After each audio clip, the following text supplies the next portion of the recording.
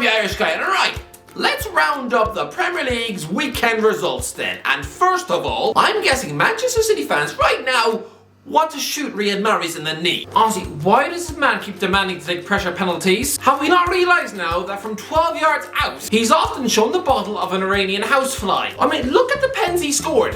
Notice a pattern? Yeah, they're usually rolled in during big wins when the pressure is off. But he's also a guy who has now missed 8 penalties in his life. I mean, go back 6 years ago, and this is a man who single-handedly nearly cost Leicester City the title. You know, in January 2016, this guy missed a penalty in a 0-0 draw with Bournemouth, and then 2 weeks later in a 1-1 draw with Aston Villa. That was 4 easy points thrown down the toilet. Riyad Mahrez taking off Leicester penalties by Claudio Ranieri. Yeah, I'm guessing this decision probably had nothing to do with Claudio Ranieri. It was probably all Jimmy Vardy telling Mahrez that if he dared to demand another penalty, he'd retaliate by wiping a dead cat in his car. I mean, this is a guy who missed a penalty against Manchester City because he slipped and touched the ball twice. He also missed one in a 3-1 African Cup of Nations defeat against Ivory Coast in January, but most unforgivably, the only reason the Premier League title race went to the last day in 2019 is because, go back to October 2018, and it was a 0-0 draw at Anfield. Manchester City are given a last-minute penalty, and Mahrez booted over the bar. This is a 3rd title race that he has threatened to ruin by missing penalties. How does he keep getting away with this? Honestly, it's like your neighbour who keeps cooking toddlers in a pie. How has nobody yet rung the police? I mean, he's literally coughing up your cousin's ear and still nothing. Has Pep Guardiola not realised that pressure penalties are not for Mahrez? Why was Kevin De Bruyne not taking this? You know, the guy who scored 4 goals in his last match? Weirdly, how has Fernandinho never taken a penalty from Man City? When he scored 11 for Shakhtar Donetsk? Has nobody at Etihad in 10 years ever thought to give him one? Listen, this was a positive result for Man City in the end, coming back from 2-0 down to rescue a draw after Jared Bowen had ripped through your makeshift defence as if it was made of butter. Honestly, Fernandinho looked every inch an old man in roller skates. I'm pretty sure he'd have woken up about 4 times last night after having sweaty nightmares about Michail Antonio throwing him about like a doll made of cheese. But this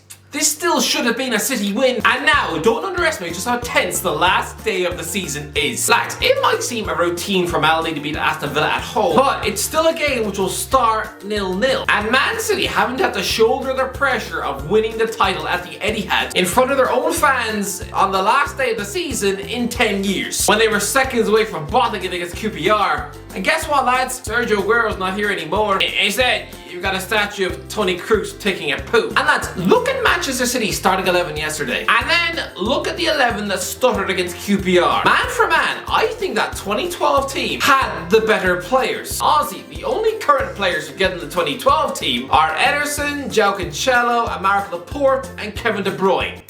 4 players.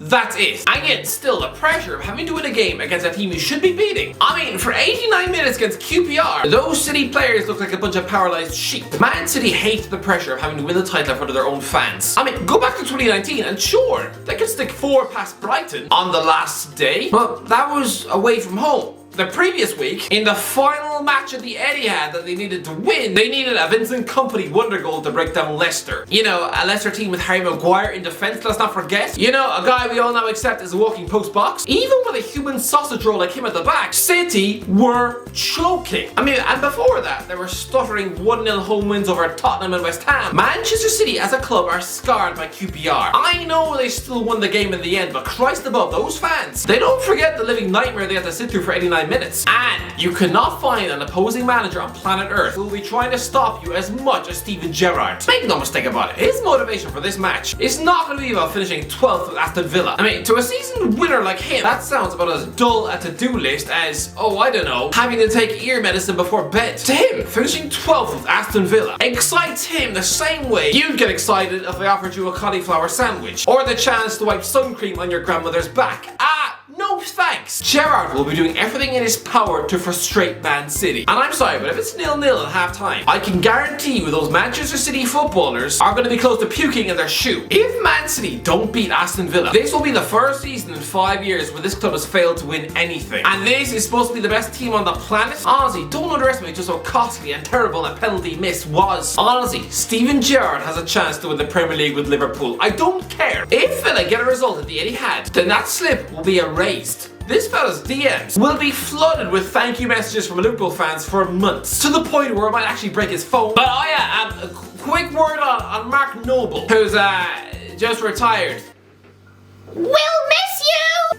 Okay, truthfully, I'm sorry, Mark. I won't. I mean, this is a bit like when you're forced to sign someone's yearbook on the last day of school. Oh, goodbye, Ian. I'll miss sitting next to you in geography every day. No, I won't, to be honest. No. Frankly, you mostly smell like a dead rat was living in your lunchbox, and you look a bit like someone who wind up on a register. So yeah, sorry Ian, maybe I'll bump into you at a bus stop in 10 years, but that's about it. And if you add me on Facebook, then I'll throw my computer in a bin. I mean, I don't want to be faulty. I can't say there ever will be a match of the day where I'm pining for the absence of Mark Noble. I feel the same way as if Channel 4 announced they were cancelling Grey's Anatomy. I'm almost too bored to even shrug. Listen, well done Mark, great career, even if you were a BTEC Scott Parker, but next, Everton 2, Brentford 3. A penny for the thought of Jared Brantwaite. It's very rare you can put an entire defeat down to one man. But oh, young little boy, you've just spoiled the party for 40,000 people. Prize of the Everton fans packed into that stadium as if they were going to war on the cliffs of Mordor. The grace, the blue, tear gas, the flares. Never have I seen a big club so energized for a relegation battle. Honestly, Everton fans should be wanting the season to finish. This has been 9 months of hell. As if you've been pregnant with one of the goblins off that Harry Potter bank. Just gnawing away at your liver for the past year. The very fact that a great club like Everton were in a relegation battle to start with, while last season's manager is in a Champions League final against your city rivals, honestly, these same fans are well within their rights to want to chop off their ears with the scissors. If Brandway didn't show the composure of a cannibal at the dentist, then right now Everton would be safe. Good grief, Dominic Calvert-Lewin has took you 1-0 up. You were cruising against a team who you'd smash in the FA Cup, and then no, here he is showing the gait of a grizzly bear on the bus, tripping up Ivan Toney, red card, and then oh good Christ, Brentford wound up sticking 3 goals into Everton's net via someone's head. Everton could smell safety. Frank Lampard could almost taste survival. But no, we're currently halfway through May, and there is still a chance that Everton Football Club will be playing Championship football next season. I mean, I don't hope that Everton go down, no, but I am fascinated to see what would happen if they did. I mean, you really think Richarlison is going to want to sit on a Sunday morning bus trip to Preston? This would be a bit like when Newcastle were relegated in 2009, and suddenly there was a fire sale of expensive European footballers. But to be fair, I reckon this season of the Championship could be the best thing to happen to Dele Alli's career. I mean, I'm not going to stick my fingers in my ears and just pretend that suddenly he's now got the footballing skill of a woolly jumper. No, trust me, if they go down, then Lampard should build his team around him in the second tier. And then this guy will be the Championship player of the year. I mean, either that, or he'd just be like Danny Drinkwater at Reading. You know, some half-hearted tub of meat, who probably now just eats family buckets of chicken nuggets in his car. But Everton, you can rescue this. Price up, just beat Crystal Palace at home. You do not want to have to travel to Arsenal on the last day of the season needing a win. So right now, we're about to watch an old-fashioned battle between Frank Lampard and Patrick Vieira. If I am Lampard, I am begging my own players, do not dare get sent off. Christ above, this is the same Palace team who stuck 4 past you in the FA Cup. They will not just roll over and die. But at the same time, if you cannot manage a must-win game against a mid-table team on the beach, then sorry lads, but you deserve to go down. Leeds 1, Brighton 1. To me,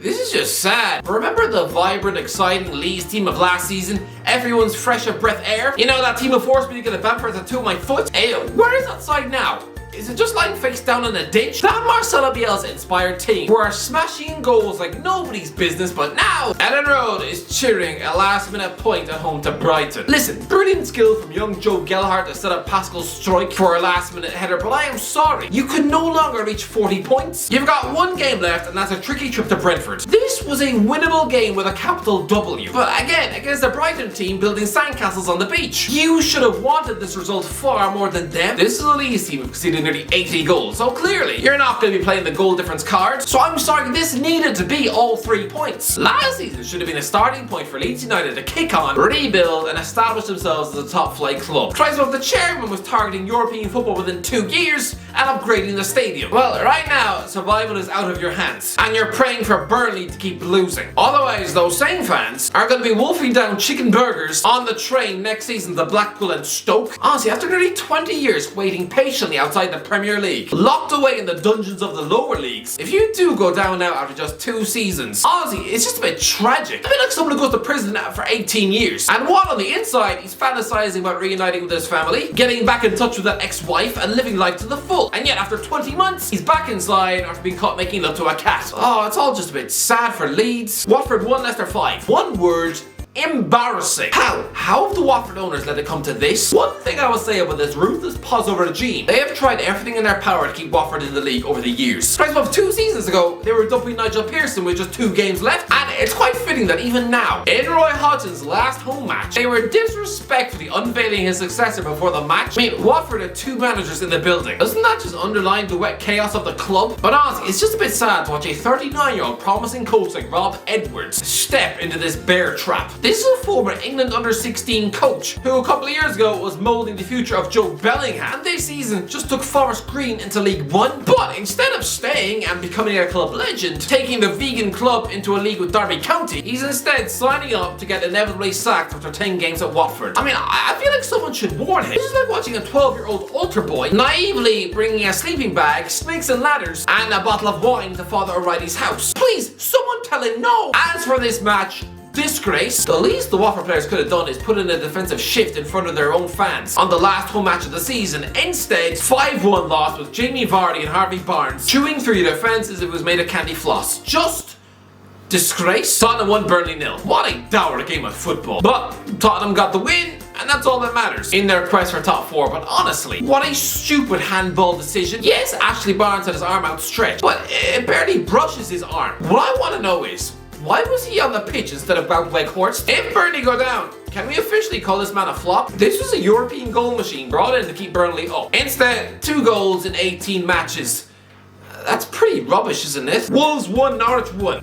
Just a bit of a nothing match. 1-1. Timu Pukki scores, then Riyad Mahrez levels in a game that nobody will remember in about 6 weeks' time. Honestly, it was all just a bit pointless. But to me, it is imperative that Norwich City finish 19th in the league. Because to me, the football that I've been watching all season, to me, Watford have been the worst team in the league for quite some time now. Honestly, at least under Dean Smith, Norwich City have shown some sort of fight. But Watford, 15 home defeats in a row. That deserves to be punished with 20th. They've been an expensive running cowpat for months. And honestly, they deserve to finish last. Not Norwich. Aston Villa 1, Crystal Palace 1. Meh? Anyway, that's it. What do you think? Let me know in the comment section below. What have I missed in the Premier League roundup? Who do you think is going to win the league? Let me know in the comment section below. If you enjoyed the video, don't forget to like, subscribe. As always, I'll talk to you in a while.